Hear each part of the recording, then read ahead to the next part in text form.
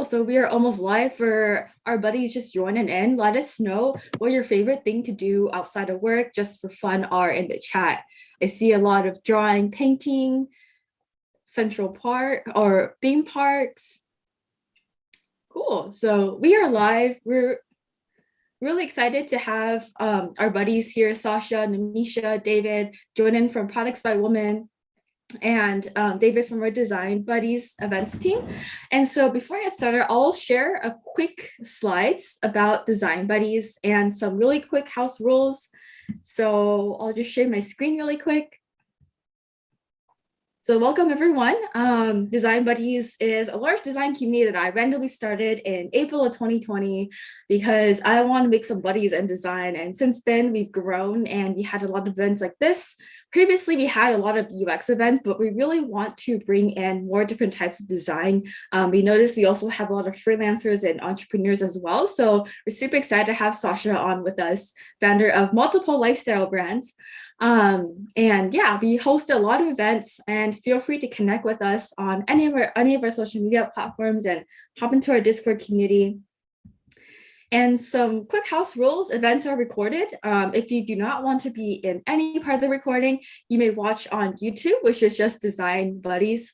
And feel free to engage via the chat. If Sasha or Namisha or any of our hosts say anything that resonates with y'all, feel free to comment. And even if you share some hobbies with some buddies in the chat, feel free to engage as well. But please keep all promotional links in our networking sheet. That's where you can connect with all the buddies and send each other a personalized invite on LinkedIn and yeah, connect with fellow buddies. And we prepared some questions based on what y'all submitted and some interesting questions beforehand. But if you have other questions, you're welcome to submit them on Slido and upvote each other's, and we'll be prioritizing the ones that are upvoted the most and have a Q&A session from y'all towards the end as well. We also like to take some group photos. If you like to twin with us in any way, we have a Design Buddies Zoom backgrounds that y'all are welcome to use. And feel free to share your takeaways on social media, tag Design Buddies, tag Sasha, tag Full Ritual. Through reshared, connect with fellow buddies, hop into Discord, have fun.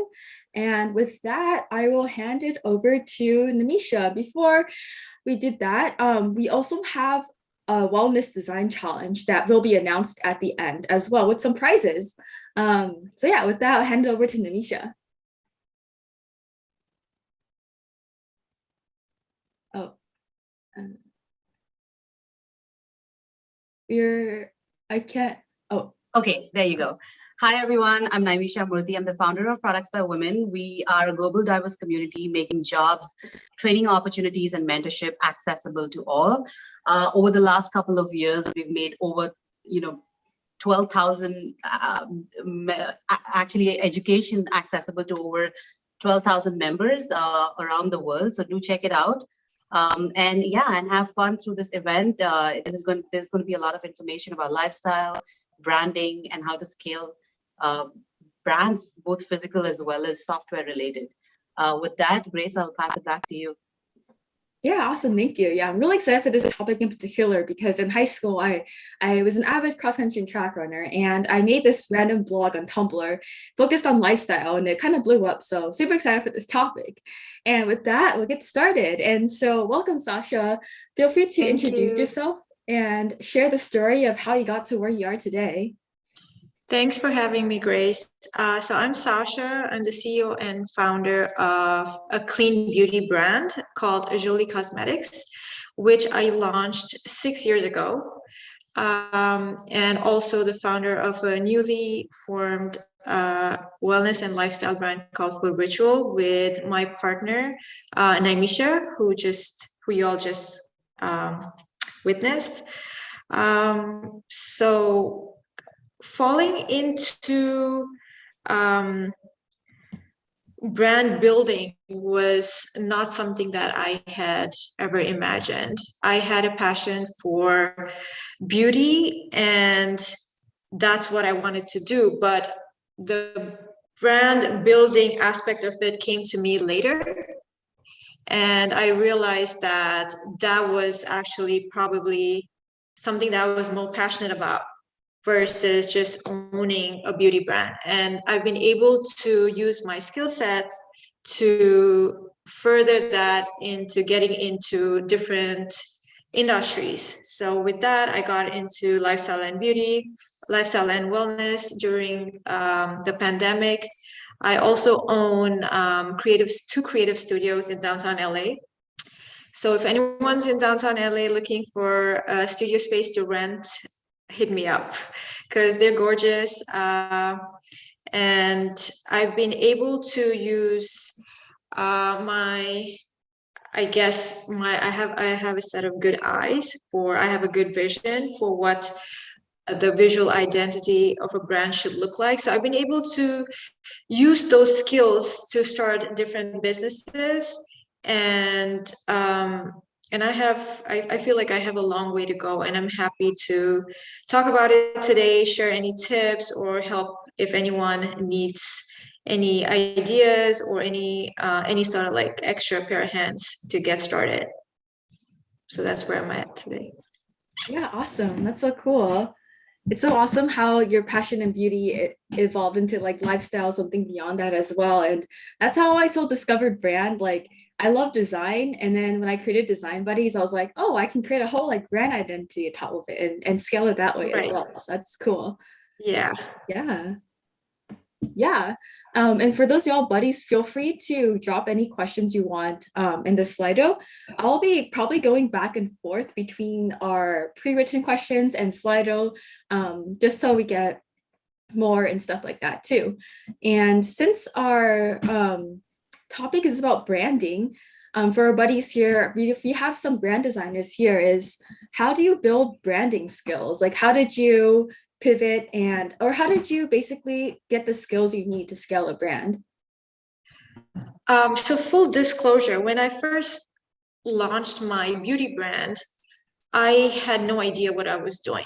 I had a vision and I knew I wanted to achieve that. But I think very shortly after launching the brand, I learned that that wasn't just what was needed to get a brand off the ground. Yes, you need to have a vision, you need to have your end goal, and you need to work towards that.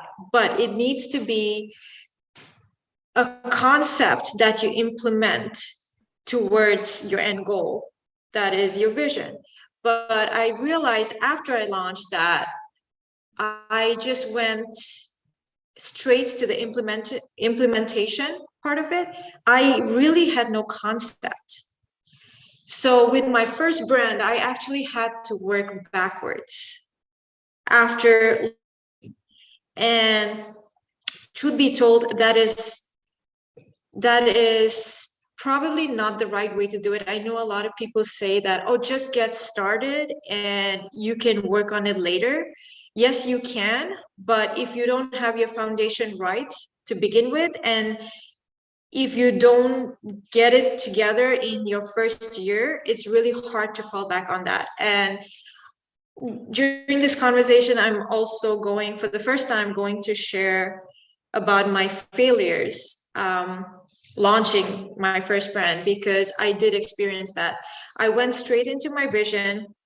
I launched the brand, which was great because the vision came out great. And not to toot my own horn or anything, I think it came out great. But I also have had, in the last 6 years that I've had the brand, I've had a lot of people tell me that, a lot of retailers, brand strategists tell me that the branding has been great, because they ask me like, oh, who did your branding? I did it. But the problem with that was I had this vision, the branding, the visual identity turned out amazing, but that's all I had. So now I had to work backwards and try to figure out what it is that I wanted to do with the brand. Yes, beauty. I have a passion for beauty. I had this beauty brand. I had my branding right. I had beautiful packaging.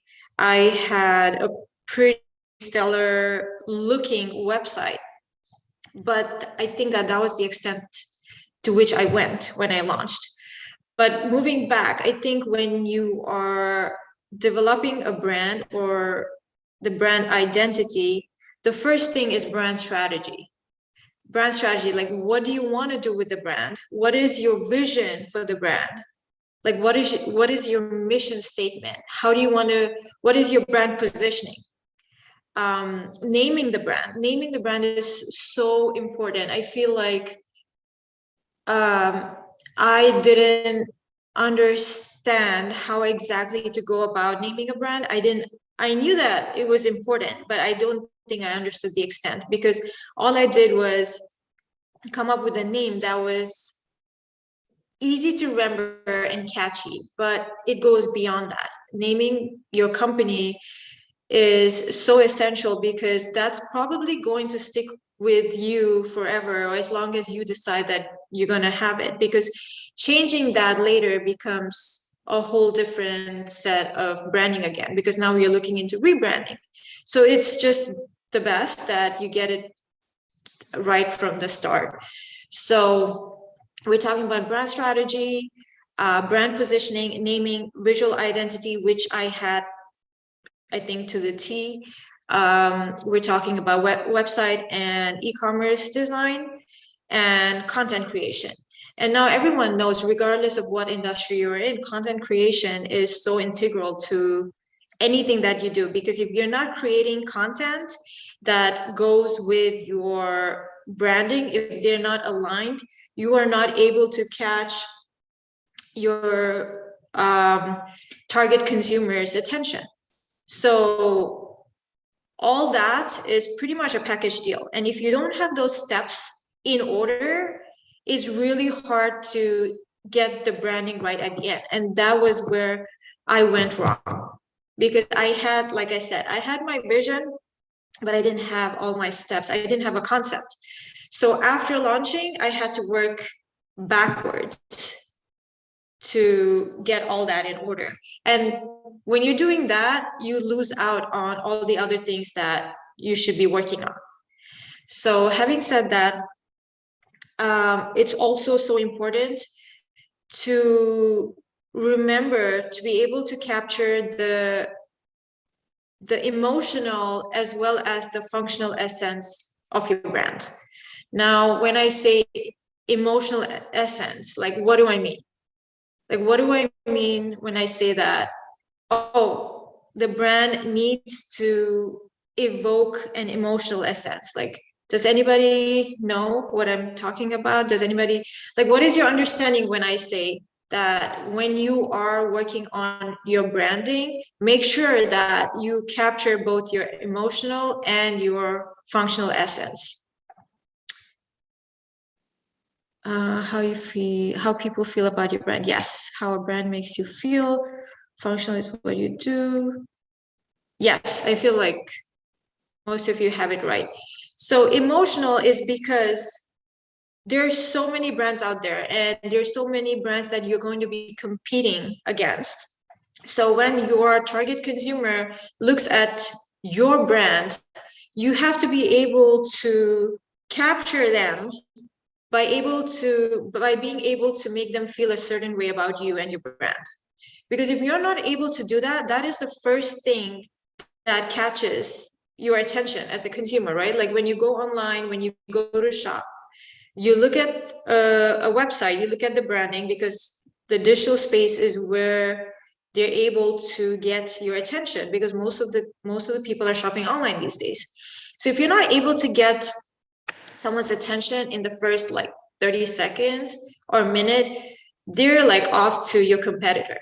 So it's really important, even before getting the functional essence right, it's so important to get the emotional essence right. And again, I can't stress enough how all of them are tied in together. You can't just get one right and not the other. So if you are looking to building a brand, if you're looking to get your branding right, I say that make sure you focus on all this, make a list, make sure that all of them are checked off, because even if one of them is not checked off, I don't advise you to move forward, because you are going to run into issues later. And it's just going to be a waste of your time, a waste of your money.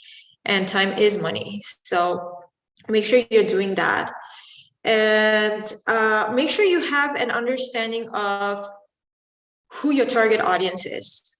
Initially, when I launched, I really didn't know that. When people ask me, like I would have conversations with friends, because I did not have any mentors at that time. And I would just bounce up ideas with my friends and ask them to give me, their 2 cents. And a lot of them asked me, who's your target audience? And I had no idea. I was just like, why do I need to like box my audience into one category? It could be anybody. It could be someone who's 16, or it could be someone who's like 40.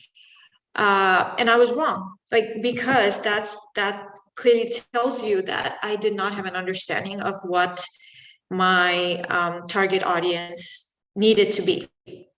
And if you don't know who your target audience is, it's really hard to focus on your positioning, because now you're just kind of all over the place.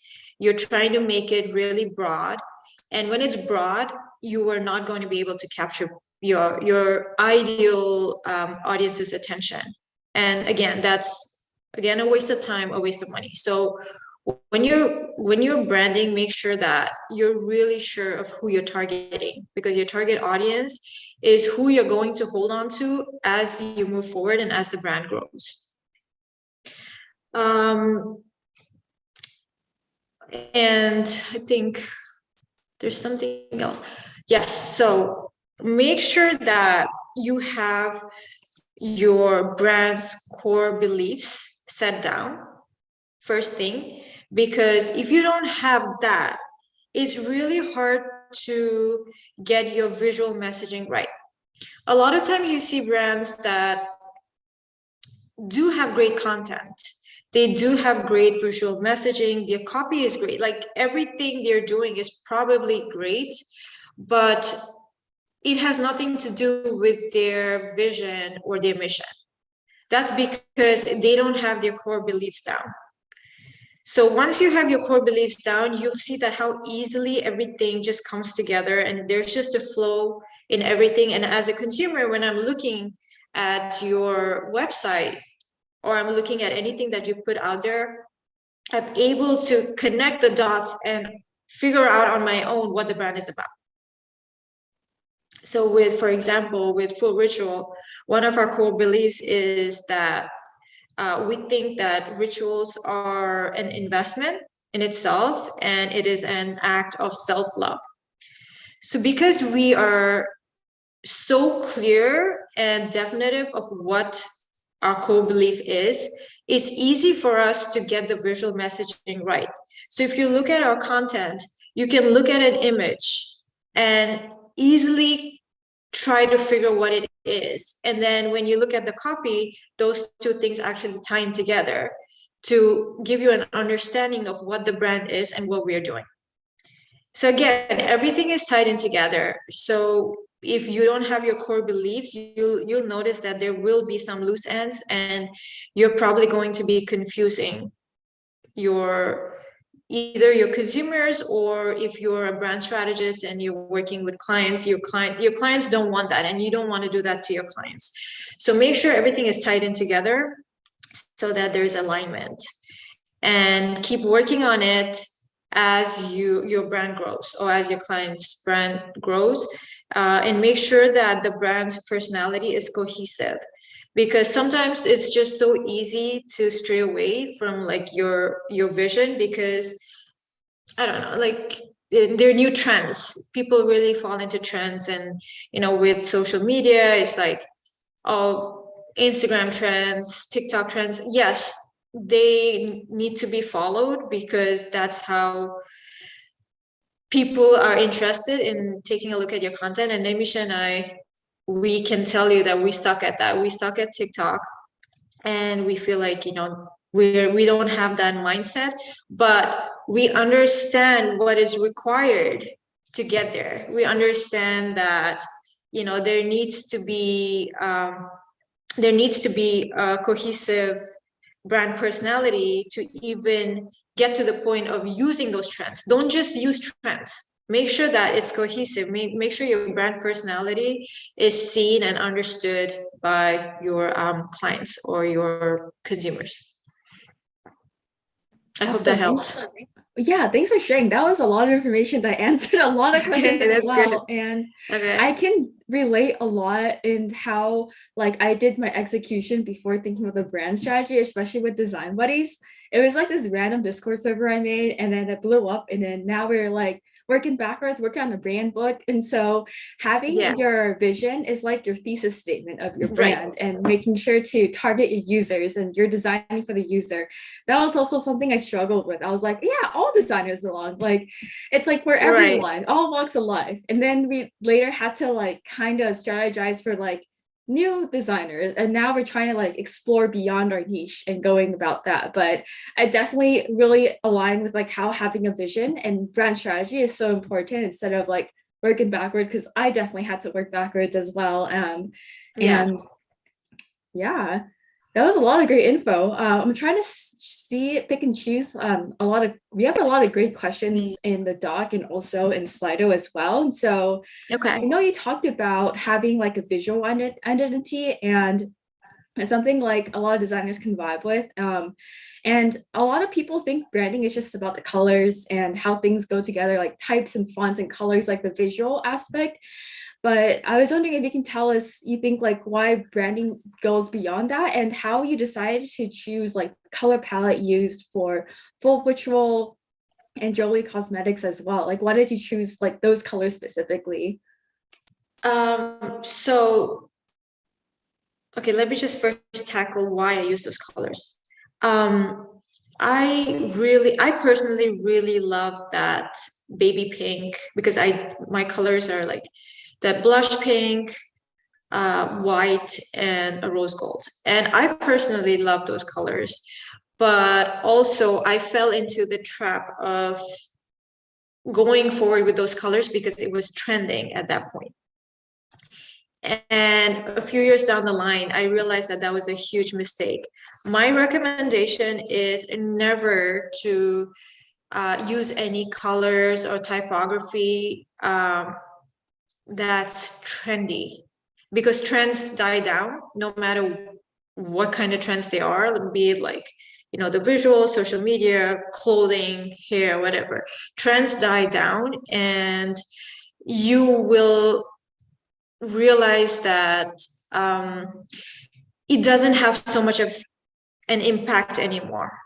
Like the branding, like the fact that the brand would get a whole lot of attention during like the duration of the trend versus after the trend died down, you actually is very evident. So my recommendation is don't go with trends, go with something that's universal, something that's classic, that's gonna stay around forever, something that people will always want to see, that's something people are not going to get tired of because they see that color all over the place.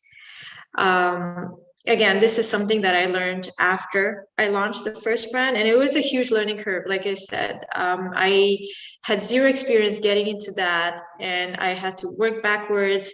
And this was another thing I learned, that even something as simple as choosing your fonts can, you know, cost you a lot later, because even my fonts, I fell into like the trends, like the handwritten font, the rose gold, and yeah, so basically that was how I came up with the colors and typography for Jolie, the beauty brand.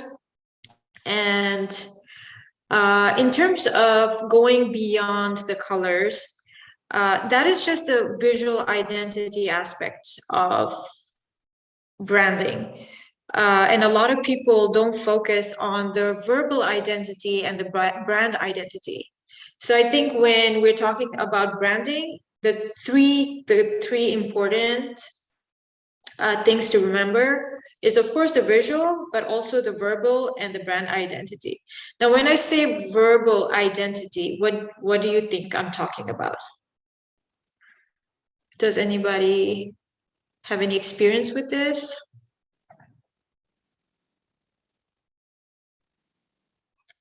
Tone of voice.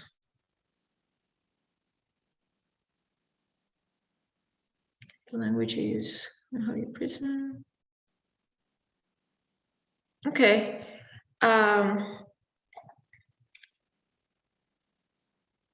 Yeah, so verbal identity is basically your vision, mission, your brand story, your brand messaging, your purpose. And brand story is so important. Again, going back to when I first launched, I feel like I'm throwing so many personal examples in here. Like, I hope it helps, because it was a huge it was actually a huge shock to me when I realized that I had done so many things the wrong way. Brand story, I didn't understand initially what an impact it had on branding and how far the brand could take you. So I've had Jolie for 6 years, but there's a reason why the brand didn't blow up. Even though it is an amazing brand, I have my loyal customers, I have people giving me great reviews. But I realized, I think like 3 years down the line, because I did not have a mentor and I had to teach myself, I realized that my brand story did not have any substance. And a lot of brand stories you see these days, people are so blown away by it. It's not necessarily because that's true. It's because the way the story has been written, the narrative itself is just has such a strong foundation for people to believe that it's true.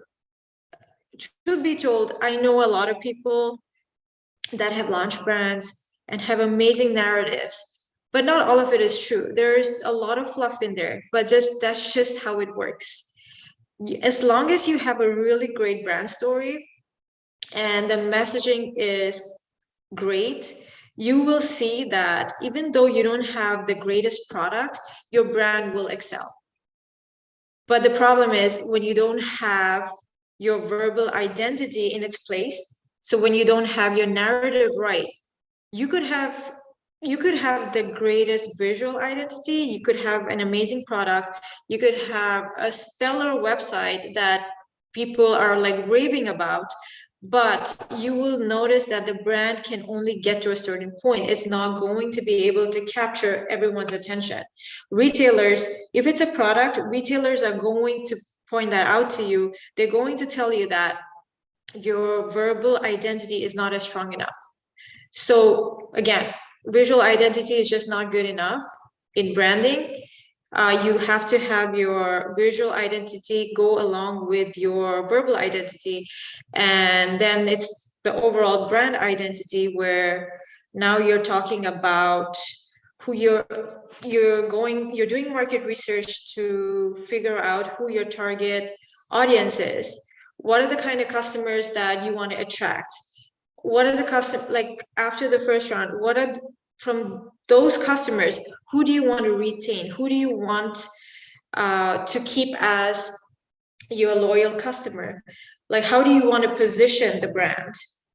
How do you want, basically discovering your voice and making that very clear, like that the voice of the brand needs to be plastered all over your visual identity. People have to look at your branding, they have to look at your brand and immediately understand what it is. If at the first glance your customer is confused or your client is confused, that should tell you that something is not right. So yeah, that's how I see a brand going beyond just colors and fonts. Yeah, thanks for sharing. I definitely think stories are kind of like a unit of like how people understand things and how people like connect with things and how people like resonate with your brand. And I see some interesting commentary in the chat. It's like should I start a cult first? I guess like to kind of continue on the brand story and how important it is, could you share the brand story of like Full Ritual and Jolie or any notable examples that people can understand or kind of relate with? Sure. I think with Jolie, initially, I honestly don't even remember what my initial brand story was, but it's a brand that I started because of sheer love for the beauty industry. And my goal was to improve on the already existing standards. But I also saw the need for a product. I know there are a lot of men out here, but when I first started the brand, liquid lipsticks were all the rage. That was something new on the market, and I was very excited about this new formula that was out. And after testing out a couple of different brands that range from drugstore to the high-end ones, I realized that none of them lived up to my expectations, and neither did they live up to their claims. So I knew that the market was lacking something, and I wanted to work on that. I wanted to fill that gap, which I did, because the one that I was able to formulate was very different, and I was one of the first ones to be able to do that. But again, because I didn't have my branding right, I didn't have my narrative right, I couldn't push the product the way brands are able to push it. So my brand story there was lacking a lot of substance, because my brand story basically just said that I launched Jolie to work on, to contribute to the current market and help in changing the standards, which was very basic and didn't really capture the audience's attention, I guess. But moving forward, because I had learned so much, and with all this experience, with Namisha and I launched Full Ritual, we actually had a story, and it came to us very easy, and we were able to like put pen to paper and say that this was our story. And with Full Ritual, the story is that we started this during the pandemic. Namisha and I are childhood friends. We've known each other since elementary school, and we reconnected during the pandemic. And we would talk over the phone every day. Just initially, it was just literally rants about how miserable we were and how unmotivated we were. And somewhere along the line, something triggered me to have more deeper conversations about these things. So she and I started having deeper conversations about what it would look like in an ideal world to not feel this way, or what was necessary to change that in our lives. So having said that, we realized that it was something as simple as practicing rituals, putting rituals into place, and how the smallest things could make a difference. And that actually became a narrative. And so many people that we shared with were able to relate to that, because we were all going through the same thing. We were all in quarantine, everybody feeling probably at the lowest point of our lives that we had been through collectively. And being able to share that and having people resonate with that was a very strong thing in itself. And we used that as our narrative, and that worked. So and that makes you think that, your narrative has to be something that people can resonate with, where they're able to be like, oh, I feel the same way, I connect with that. So people are intrigued to look into the brand and learn more about the brand. Yeah. Hi, everyone. I'm Naimisha. I'm the other half of Full Ritual. I just wanted to kind of jump in here and and kind of amplify a little bit of what Sasha just mentioned. In addition to, everything that she's mentioned about like building out the narrative, I would just say that, we try to stay very authentic to our experience and our voice, and kind of looping in the idea of product development, which is what we really did in the initial part of the pandemic, which is staying in the discovery phase of like, what is it that we really want to do? What is our pain point? And what are the potential solutions? And as we were thinking about the solutions, what we realized was that what are those visual reminders, and can those visual reminders help us stay motivated? And the answer was yes. Actually looking at an aesthetic sipper or an aesthetic yoga mat right in your living room can remind you to actually stretch your body or do some yoga, and can be a part of your ritual routines on a daily basis. And so we weave this authentic story into our brand building exercise. And I think the only thing that I will add on to everything that Sasha just mentioned was the fact that we really stayed true to our authentic story. And I think that's really important to do as you're building your brand voice, because you can of course kind of spin out stories, and they don't stick, but being authentic to yourself is what will help you to be you as a brand. And that piece nobody can take away from you. Just wanted to kind of add that piece as you're building out a brand. Yeah, thanks for sharing. Yeah, I love how you focus on like problem of how people feel like really unstable during the pandemic, but having like a habit, having a ritual, or having something in their house to like remind them to like stretch and stuff helps them stay grounded and live healthier as well. Yeah, so we have a lot of questions and I'm trying to combine a few. I know you answered like a lot, and thank you so much for your very in-depth answers as well. Sure. Yeah, there's I know you have 2 brands and you do a lot. You seem to have like a lot of businesses and experience in that. And the question is, how do you manage your time between multiple brands, and how do you like balance everything out? Any like productivity tips or time management tips you can share with our buddies in branding? To be very honest, I hate this question because I get it a lot, and I'm really not a very balanced person. Like, I really do not know how to time manage. And I think I just prioritize in order of what needs to get done. And I'm someone who thrives on seeing the final product that I've done, like that I've worked on. So I think I push myself. Actually, I push myself over the edge sometimes doing it, and that's such a bad thing. But what I've been so bad at it lately, but what really helps me to get the day going and actually get things done is working out first thing in the morning. And that's always been my thing. Like, I'm actually from New York. I lived there 13 years.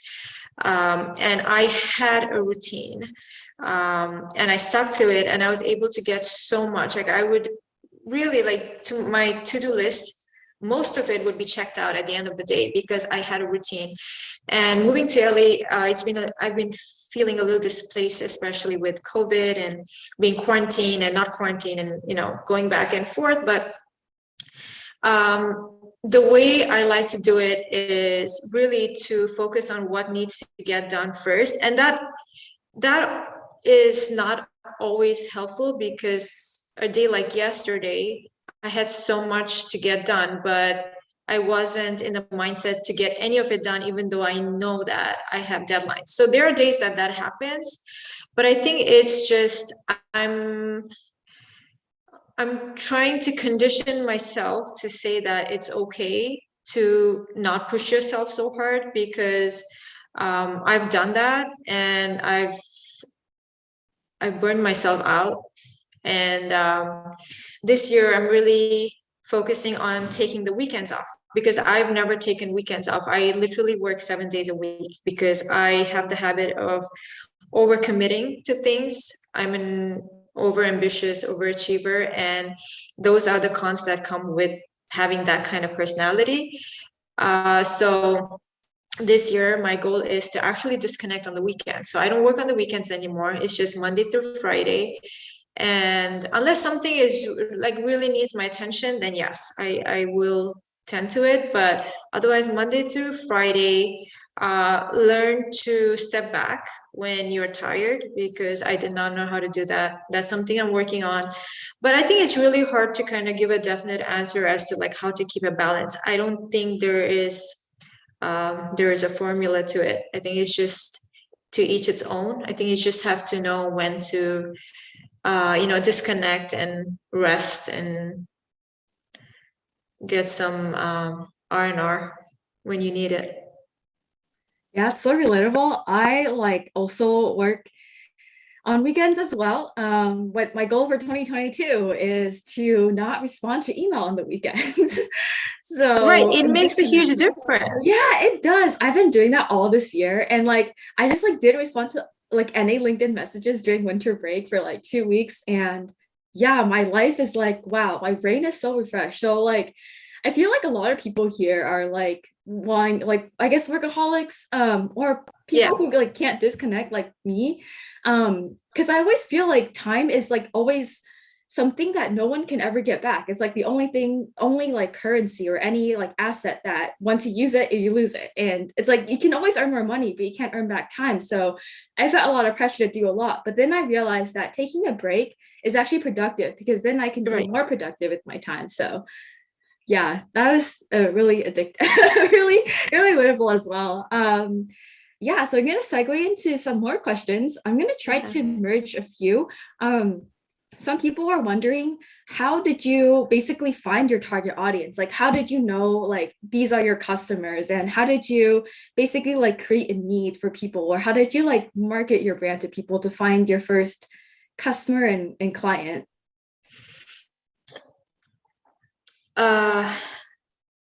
Two different answers because they're two different brands. With Full Ritual, with Naimisha, it came a little easier to understand who our audience is because, like I said, the narrative was very clear, and Naimisha has a lot of experience with this as well. Like she's able to. It's good. It's always good to have a partner because they're able to kind of pull you back on track when you stray away. But I think the learning part was with Jolie because I've had the brand for 6 years, and being very honest, I had no idea who my audience was for the first 3 years. The first 3 years, I just kind of dragged my feet to figure out,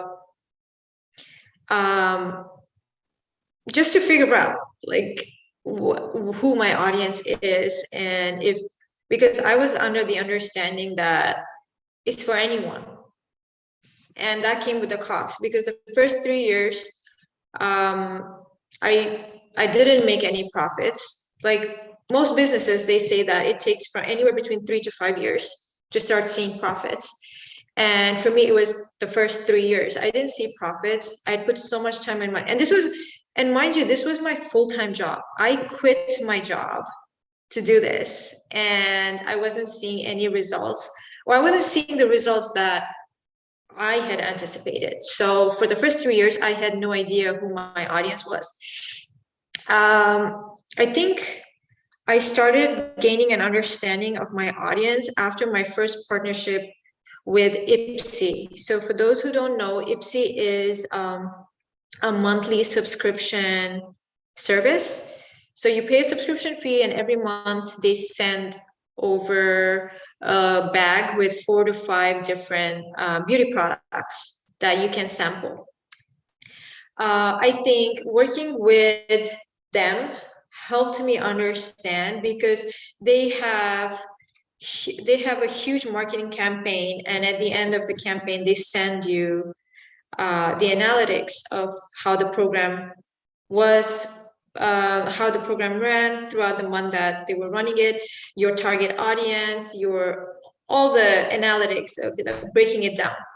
And I think that was the first time I had a complete visual of who my target audience was. And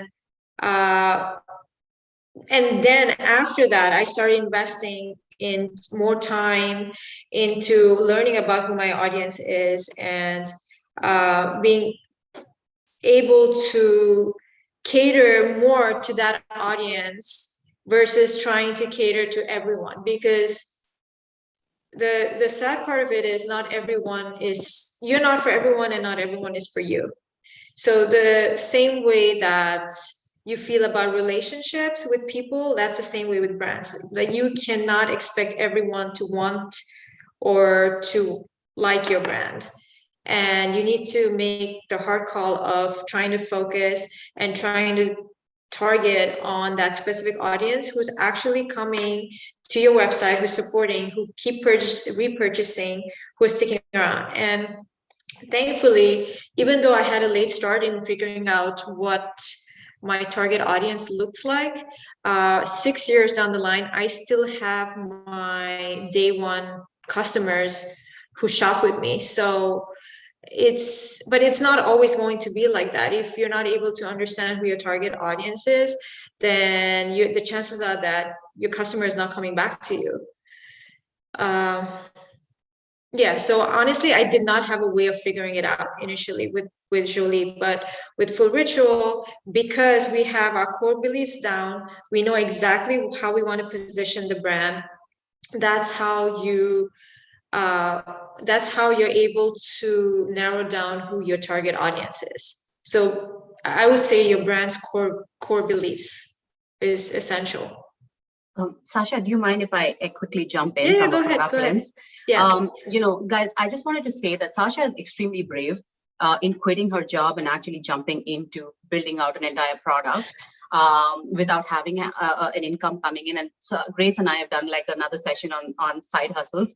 So I really commend Sasha in being able to go through this discovery phase and trying to identify who the product, who the customer audience is. But with every business we get into, we learn and we evolve. And that's exactly what happened with Full Ritual. And of course, me as a product manager and honing in my craft, I work full time even at Huge. But essentially, finding a product market fit could take like very limited amount of time, or it could take months, or it even could take years. And that's totally okay. This is an evolving process. And a good way of kind of moving ahead from a product lens would also be like identifying those core user sets or archetypes, and then actually narrowing it down based on analytics response. And so identify what your MVP is. For us, our MVP is our launch collection right now that you see at fullritual.com. But from there, we have an entire roadmap of products that we are going to be launching very soon. So kind of breaking it down from a technical and a product lens, and those are the different capabilities that Sasha and I bring to the table at Full Ritual. I think it's a great sense. But yeah, I really, really commend Sasha in the way she has a very different lens that she brings to the table, and I bring a very different lens to the table. Just adding my 2 cents here. Thanks, Amisha. Yeah, that's so brave. Like, I don't know if I would be able to do that. But yeah, that's so awesome how you're able to like just jump full swing into things. Really respect for you for that as well. Thank you. Yeah. Yeah, we have a lot of great questions. I'm trying to balance it all. I know we have a lot of UX designers, so I feel like defining your target audience is like building a persona for your brand. Like, how to segment your users. Like, I guess an example of design buddies is you have design learners, design professionals, and hiring managers, and how do they interact with each other as well? And how do they like the different touch points they see with your brand and what their use cases are is also another lens of like looking into it as well. So yeah, I'm gonna try to fit in at least 2 more questions.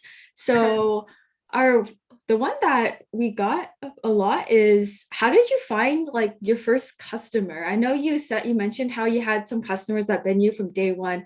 I've seen people like post about their business on their like personal social media, post in like Discord, Facebook groups. And yeah, we're just wondering for our buddies looking to kind of get started and test out their market, like how did you like get your first people on board?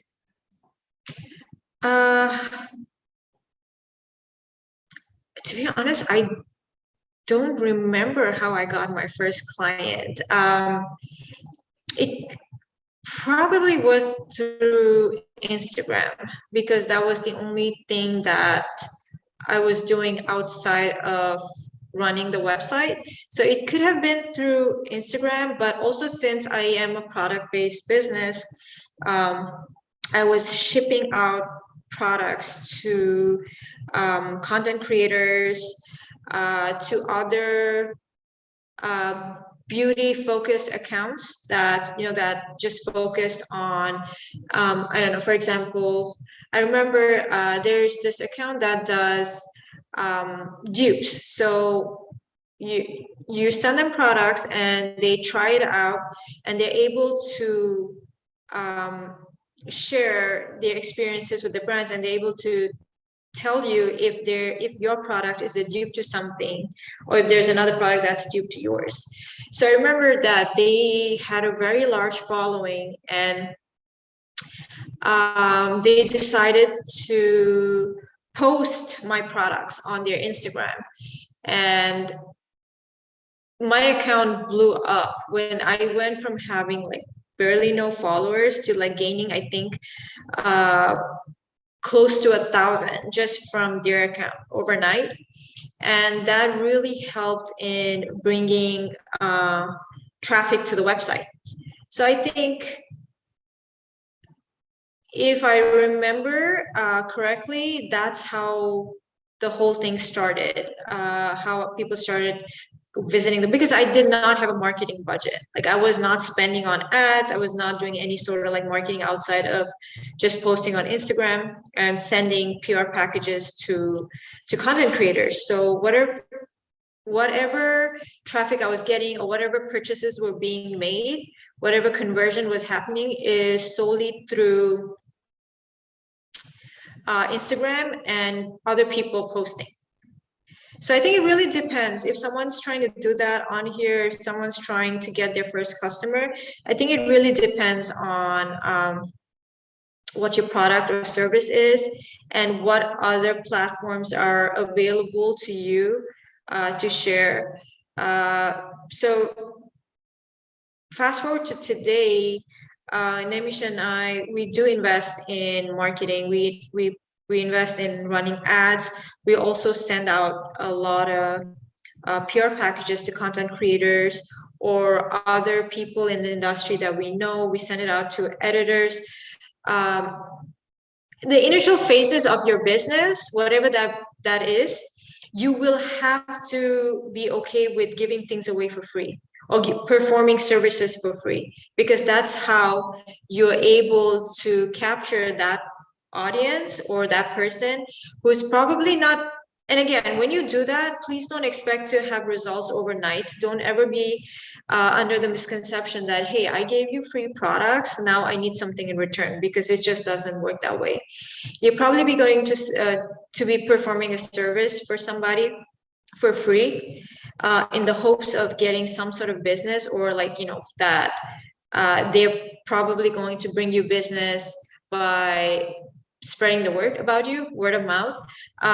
It will happen, but it will not happen overnight. If you're lucky, yes, you might get something overnight, but usually this takes time, and patience is something that you have to learn to cultivate, because it could take weeks, like Namisha said, weeks, months, years. In my case, with my first brand, it took years. And that's why I've, like, patience has been embedded into my DNA at this point. And I feel that patience will take you a long way. So if you're looking to grow, even like grow your, I read somebody's comment here that they've been blogging and they don't see any results. Switch your strategy, see what works, see what doesn't work. Go back to your blog post, see what piece of content got a lot of engagement and what didn't. Strike out the ones that didn't. Keep going with what did. So it's just basically it's a trial and error method. You got to see what works, what doesn't work, take out what doesn't work, keep working on what works, and keep implementing and growing on that. And it's the same basically across the board, regardless of what industry you're working in. Yeah, thanks for sharing. There's a lot of great insights there as well. And I feel like just going where your customers are, like if you're a B2B business, then probably go to LinkedIn. If you're like a Web3 crypto NFT, probably go to Twitter. If you're brand or beauty, go to Instagram. Right. So Yeah, there's a lot of, I have like two really quick questions I would love to ask. I know we're running a little bit short on time, but I know Namisha put in a comment about monetizing, and I was wondering if you, only if you want to share, like, how did you create a strategy to monetize your brand? Because I know that's something that people typically don't really learn in school or kind of learn on the go. Monetize our brand. With Jolie, with the beauty brand, initially I didn't, because I guess I lived in some sort of a fantasy world where I thought, oh, I have this amazing product, I have a pretty like beautiful website that's very feminine and very like inviting. Back then I thought it was inviting, now I don't, to be honest. And I just thought that people are going to stumble upon the website, or they're going to find me through social media, and it's going to convert. Like, I had zero idea that it doesn't work that way, and that you actually have to do something to get the sales. So initially I didn't do anything about it, but I think with the beauty brand, I worked on a lot of partnerships to be able to monetize on what I was doing. So if you're open to it, which I recommend you do, I would say look for partnerships, look for someone who is willing to partner up with you, or even if it's something that's not exactly in your niche, but something that's complementing your brand or your service. Initially be open to that, work with other people, and don't be in the mindset that you need to have complete control over what you're doing.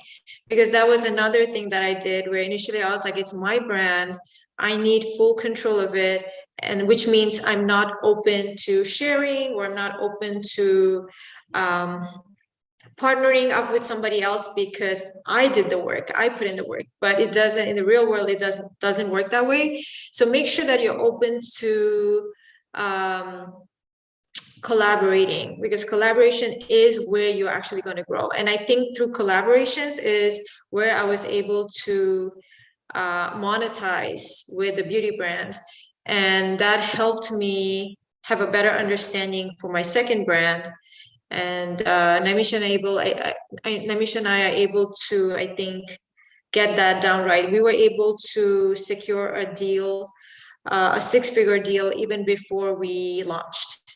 So I feel like I have a pretty good understanding of what it requires now, and I'm more open to bringing other people on board, or me just having to compromise certain things in the initial phases, because you know that initially when you compromise, you're able to actually scale. So just be open to different opportunities, because that's really how you monetize in the long run. Yeah, I'll just add one more thing before, I know in the interest of time, is that commercialization is a skill, and it takes time for you to kind of hone in on this skill, right? Like designing is one aspect, having an amazing product is one aspect. It takes a lot of upfront investment, a lot of work. Like for instance, we could be doing more. I mean, with all that's going on for Sasha and me, we are a little passive, to be honest. We could be doing a lot more, moving a lot faster.